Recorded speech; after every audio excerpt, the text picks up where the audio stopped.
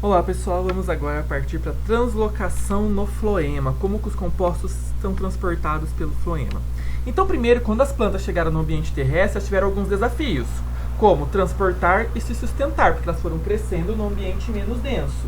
Então elas precisaram de estruturas para sustentação e conforme elas foram crescendo, estruturas de condução, como o xilema e o floema. O xilema já estudamos. Agora vamos ver o floema. O floema é importante no transporte de açúcares, também no transporte de sinais químicos e também na redistribuição de água, tá? Porque nós temos uma solução ali dentro. O floema primário, só para lembrar, aqui nós temos uma planta de crescimento primário, que é em altura. Então nós temos epiderme, parênquima cortical, parênquima medular e aqui o sistema vascular formando o cilindro central. Internamente, de vermelhinho, nós temos o xilema e de azulzinho fora o floema. E esse laranja aqui no meio, nós temos o câmbio vascular. Quando a planta em crescimento secundário, o câmbio vai crescendo, produz mais xilemas secundários e o floema secundário, né? Que a gente tem uma casca da árvore, a periderme, em crescimento secundário, tá bom? Foi feito um experimento chamado anel de Malpighi, que é um experimento demonstrando o papel do floema no transporte de seiva orgânica e a sua localização no caule. Então foi removido um anel da árvore e ao longo do tempo percebeu que a árvore morreu, tá? E acima do corte teve um aumento de massa. Por quê? Ali eles descobriram que o floema está bem externo na planta, então na hora que corta a casca, você cortou o transporte de seiva orgânica para as raízes morreram, consequentemente as folhas caíram e parou a fotossíntese, a planta morre como um todo. E ali em cima do corte tem um acúmulo de seiva, e esse acúmulo de seiva levou as células a crescerem mais, por isso que engorda um pouquinho. Essa casca é chamada de anel de Malpighi. O floema, para a gente lembrar um pouco da anatomia, é formado por células chamadas de elementos crivados. Tá? Nos gimnospermas, elas são bem pouco especializadas, chamadas de células crivadas. Já nas angiospermas, são altamente diferenciadas, que nós chamamos de elementos de tubo crivado.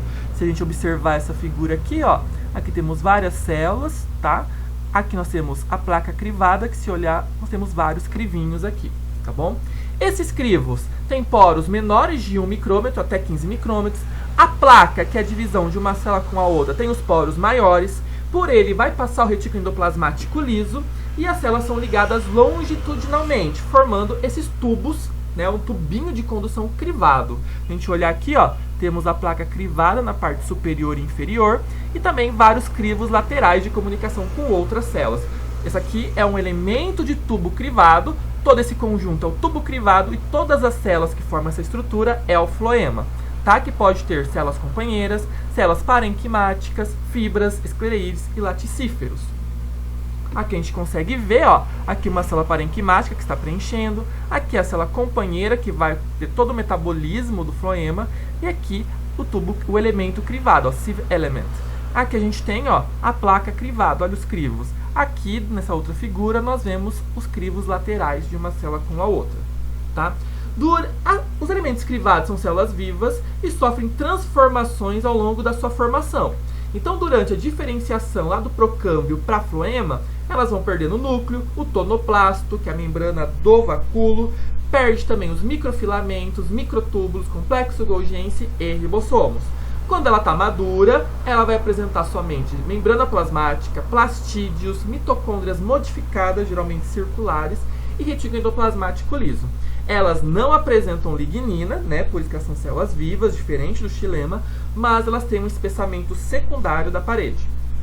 Então aqui a gente consegue ver ao longo do tempo a evolução e a diferenciação da célula para elemento crivado. Então ela perde toda a sua estrutura interna, o núcleo, ela perde o tonoplasto e fica só retículo endoplasmático, alguns mitocôndrias, plastídeos e os crivos. Quando essas células recebem danos, ou seja, são picadas por algum inseto, sofrem um corte, elas têm alguma estrutura de proteção, como as proteínas P, que a gente vê aqui, e a calose. As proteínas P têm formas tubulares, fibrilar, granular ou cristalina, e vai obstruir os poros de células danificadas, igual a fibrina faz quando a gente espreme uma espinha, por exemplo, com a ação das plaquetas.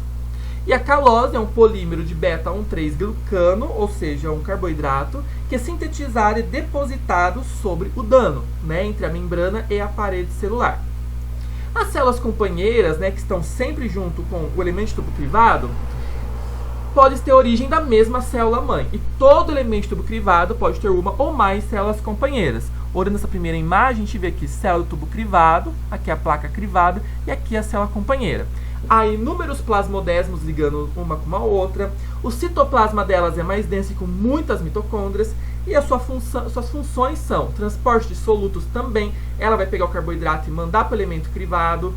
Síntese de proteínas e a geração de ATP. E temos vários tipos. As células companheiras ordinárias, as de transferência e as intermediárias. Quando a gente pensa no transporte do soluto, ela sempre vai da fonte para o dreno, com rotas específicas. Quem são as fontes? As folhas maduras que fazem fotossíntese ou os órgãos de reserva, como uma raiz, que nem a mandioca, que armazena carboidrato quando a planta precisa. E os drenos são as partes não fotossintetizantes e os órgãos também de reserva. Não tem relação com a gravidade, tá bom? Os materiais translocados são água, carboidratos, aminoácidos, hormônios, íons inorgânicos, proteínas, RNA e compostos secundários. Ela transporta açúcares não redutores, ou seja, açúcares que o grupo cetona e aldeído não será reduzido a álcool, e a taxa de movimento é de 1 a 15 gramas por hora por centímetro quadrado.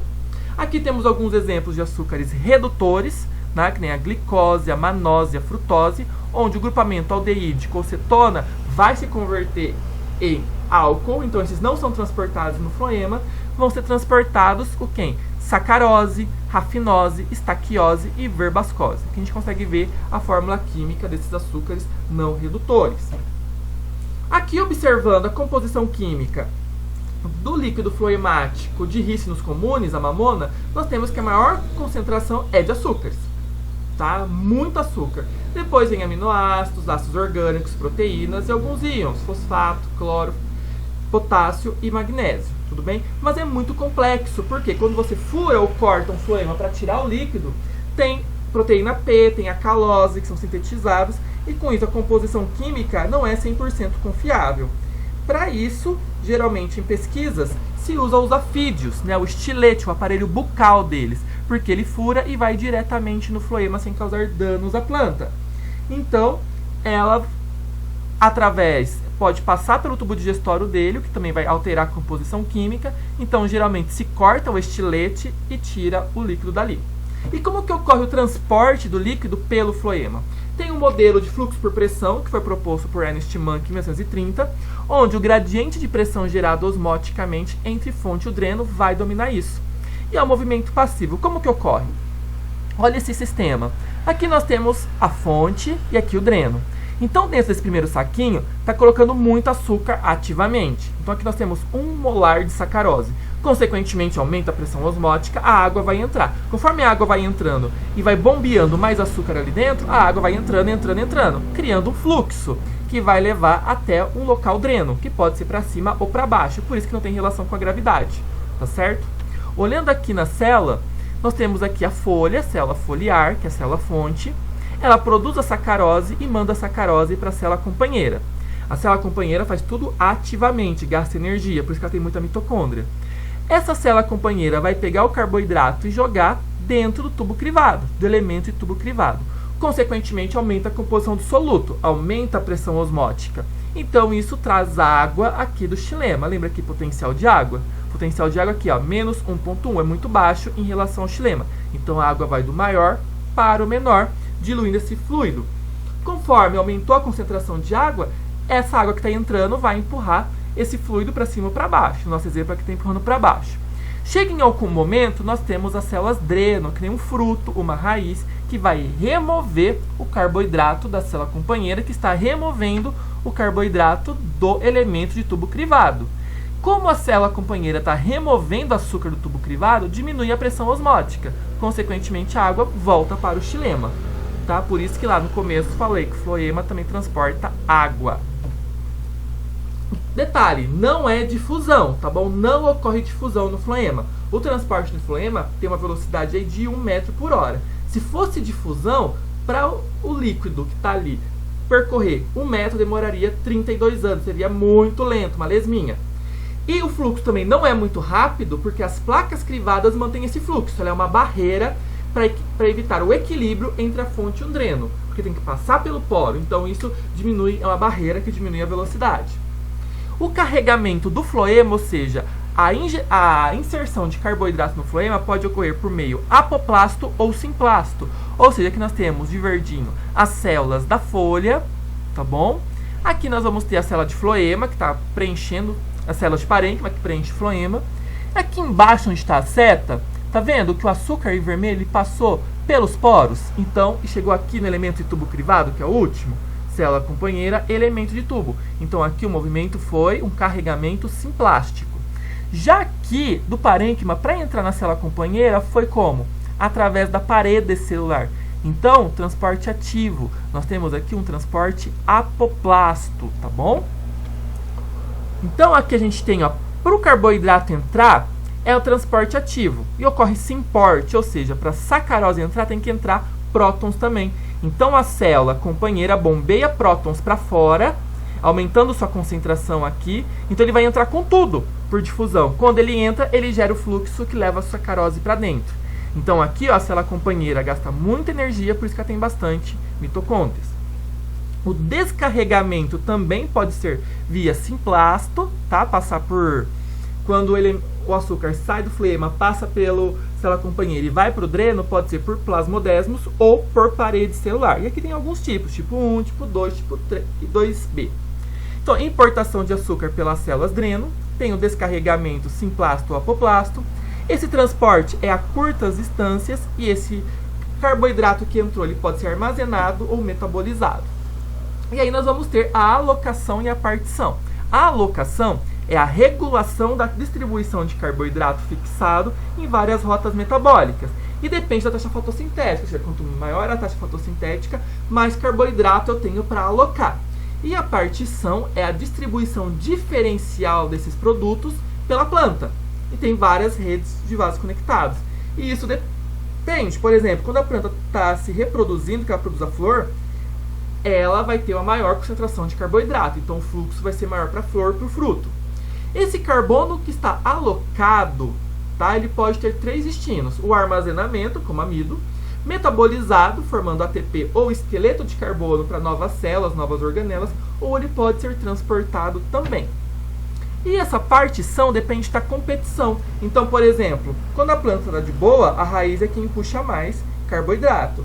Quando ela está se reproduzindo e tem flor e fruto, a flor vai competir com a raiz. Como a flor é metabolicamente mais ativa, ela vai consumir muito mais carboidrato. Consequentemente, o fluxo vai ser maior e a alocação maior para os órgãos reprodutores.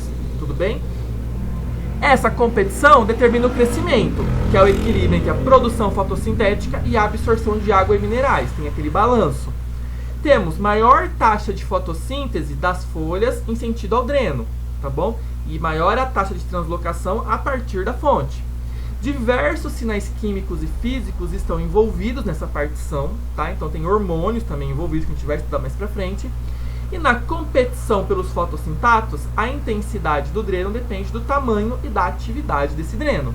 Então aqui nesse exemplo nós temos aqui a beterraba, ela é um órgão de acumulação. A planta não está se reproduzindo, então a maior parte dos fotossintatos vai para onde? Para a raiz, não vai para o caule nem para outras estruturas. Tudo bem, pessoal?